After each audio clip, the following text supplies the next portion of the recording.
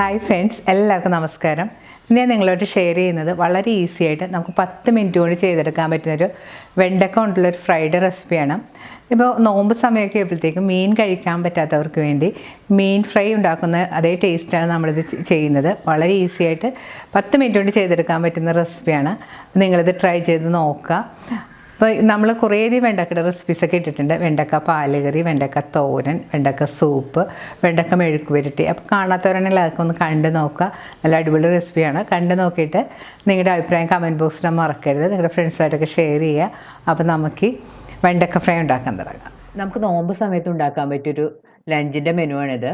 അച്ചിങ്ങ മെഴുക്ക് പുരട്ടി, വെണ്ടക്ക ഫ്രൈ നമുക്ക് വളരെ പെട്ടെന്ന് ഉണ്ടാക്കിയെടുക്കാൻ പറ്റിയതാണ്. അതുപോലെ തന്നെ വഴുതനങ്ങ തീയലിൻ്റെയും അച്ചിങ്ങ മെഴുക്ക് പുരട്ടിയുടെയൊക്കെ റെസിപ്പി നമ്മൾ നേരത്തെ ഇട്ടിട്ടുള്ളതാണ്. അപ്പം ഞാൻ എൻ്റെ ലിങ്ക് ഡിസ്ക്രിപ്ഷനിൽ കൊടുക്കാം കേട്ടോ. വെണ്ടക്ക ഫ്രൈ ഉണ്ടാക്കാനായിട്ട് ഞാനിവിടെ ഒരു 10 വെണ്ടക്ക എടുത്ത് വെച്ചിട്ടുണ്ട്. അത് നല്ലതുപോലെ കഴുകിയതിന് ശേഷം അതിൻ്റെ പുറമെല്ലാം ഒന്ന് തുടച്ചെടുക്കണം. വെള്ളമെല്ലാം തുടച്ച് കളയുന്നത് വഴുതനങ്ങ ഒരു വഴുവഴുപ്പില്ലാതിരിക്കാൻ വേണ്ടിയിട്ടാണ്. വെണ്ടക്ക ഫ്രൈ ഉണ്ടാക്കുമ്പോഴത്തേക്കും അധികം മൂത്ത് പോകാത്ത ചെറിയ വെണ്ടക്ക ഉപയോഗിക്കുന്നതാണ് കൂടുതൽ ടേസ്റ്റ്. വെണ്ടക്കയുടെ നെറ്റിൻ്റെ ഭാഗം കട്ട് ചെയ്തതിന് ശേഷം ഇതുപോലെ 4ആയിട്ടൊന്ന് പിളർന്നെടുക്കണം. അതിൻ്റെ അറ്റം വിട്ടുപോകാതെ ഇതുപോലെ മുറിച്ചെടുത്താൽ മതി. എല്ലാ വെണ്ടക്കയും നമുക്ക് ഇതുപോലെ 4ആയിട്ട് പിളർന്നെടുക്കാം. വെണ്ടയ്ക്ക എല്ലാം അറ്റം വിട്ടുപോകാതെ കട്ട് ചെയ്ത് വെച്ചിട്ടുണ്ട്. ഇനി നമുക്ക് മാരിനേറ്റ് ചെയ്യാനുള്ള മസാല ഉണ്ടാക്കാം. അതിനായിട്ടൊരു പ്ലേറ്റിലേക്ക് 1 ടീസ്പൂൺ മഞ്ഞൾപ്പൊടി ഇട്ട് കൊടുക്കാം. ഇതിലേക്ക് 1 ടീസ്പൂൺ കുരുമുളക് പൊടിയും കൂടി ചേർത്ത് കൊടുക്കണം. ഇതിലേക്ക് ഇനി നമുക്ക് 1 ടീസ്പൂൺ പെരിഞ്ജീരകം പൊടിച്ചതും 1 ടീസ്പൂൺ ഗരം മസാല പൊടിയും കൂടി ചേർത്ത് കൊടുക്കാം. ഇതിലേക്ക് 1 ടീസ്പൂൺ കാശ്മീരി ചില്ലിപ്പൊടിയും കൂടി ചേർത്ത് കൊടുക്കണം. ഇതിലേക്ക് നമുക്കൊരു 1/4 ടീസ്പൂൺ ജിഞ്ചർ ഗാർലിക് പേസ്റ്റ് കൂടി ചേർത്ത് കൊടുക്കാം. ഫ്രൈ കുറച്ച് ക്രിസ്പിയും നല്ല ടേസ്റ്റിയും ആകാൻ വേണ്ടിയിട്ട് നമുക്ക് ഇതിലേക്ക് 1 ടീസ്പൂൺ അരിപ്പൊടിയും കൂടി ചേർത്ത് കൊടുക്കാം. ഇതിലേക്ക് പാകത്തിനുള്ള ഉപ്പുപൊടിയും കൂടി ചേർത്ത് കൊടുക്കണം. ഇനി ഇത് സ്പൂൺ കൊണ്ട് നന്നായിട്ട് മിക്സ് ചെയ്ത് യോജിപ്പിക്കാം. അതിനുശേഷം ഇതിലേക്ക് കുറച്ച് വെള്ളം ഒഴിച്ച് നന്നായിട്ട് മിക്സ് ചെയ്തെടുക്കണം.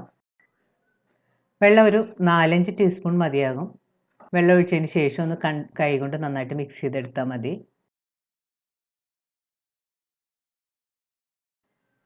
വെണ്ടയ്ക്കയിൽ പുരട്ടാനുള്ള ഇൻഗ്രീഡിയൻസ് എല്ലാം കൂടി നന്നായിട്ട് മിക്സ് ചെയ്തെടുത്തിട്ടുണ്ട്. വെള്ളം കുറവാണെന്ന് തോന്നുകയാണെങ്കിൽ ഇത് കുറച്ച് വെള്ളം കൂടി ഇട്ടിട്ട് നന്നായിട്ട് മിക്സ് ചെയ്തെടുക്കാം. ഈ മസാല നമുക്ക് വെണ്ടയ്ക്കയുടെ ഉള്ളിലും പുറത്തും എല്ലാം നന്നായിട്ട് തേച്ച് പിടിപ്പിക്കണം.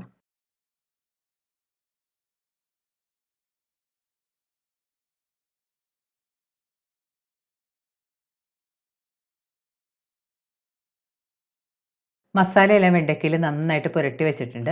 ഇനി നമുക്കിത് വറുത്തെടുക്കാം. വെണ്ടയ്ക്ക വറുത്തെടുക്കാനായിട്ട് ഞാനിവിടെ ഒരു ചീനച്ചട്ടി ചൂടാക്കാൻ വെച്ചിട്ടുണ്ട്. ചീനച്ചട്ടി ചൂടാകുമ്പോൾ അതിലേക്ക് നമുക്ക് കുറച്ച് വെളിച്ചെണ്ണ ഒഴിച്ചു കൊടുക്കാം.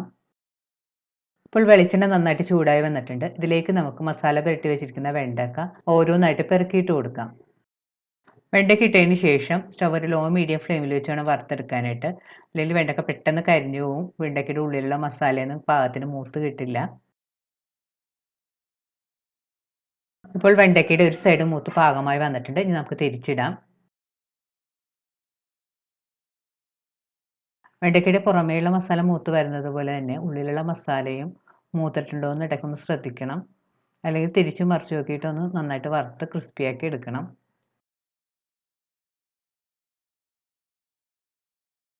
ഇപ്പോൾ വെണ്ടയ്ക്കയുടെ 2 സൈഡ് മൂത്ത് അകത്തെ മസാലയെല്ലാം മൂത്ത് വന്നിട്ടുണ്ട്. ഈ സമയത്ത് നമുക്കിത് എണ്ണയിൽ നിന്ന് കോരി മാറ്റാം. കോരി മാറ്റുന്ന സമയത്ത് നമുക്ക് ആ മസാലയും കൂടി കോരി മാറ്റണം. ഈ ബാക്കിയുള്ള വെണ്ടയ്ക്കയും നമുക്ക് ഇതുപോലെ തന്നെ വറുത്തെടുക്കാം. ഇപ്പോൾ നമ്മുടെ രുചികരമായ വെണ്ടക്ക ഫ്രൈ റെഡി ആയിട്ടുണ്ട്. അപ്പോൾ നിങ്ങളിത് ട്രൈ ചെയ്ത് നോക്കുക. നല്ല ടേസ്റ്റി ആയിട്ടുള്ള റെസിപ്പിയാണ്.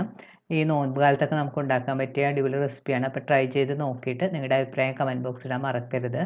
നിങ്ങളുടെ ഫ്രണ്ട്സായിട്ടൊക്കെ ഷെയർ ചെയ്യുക. വീണ്ടും ഇതുപോലുള്ള നല്ല സിമ്പിളും ടേസ്റ്റിയുമായിട്ടുള്ള റെസിപ്പി ആയിട്ട് നമുക്ക് കാണാം. താങ്ക്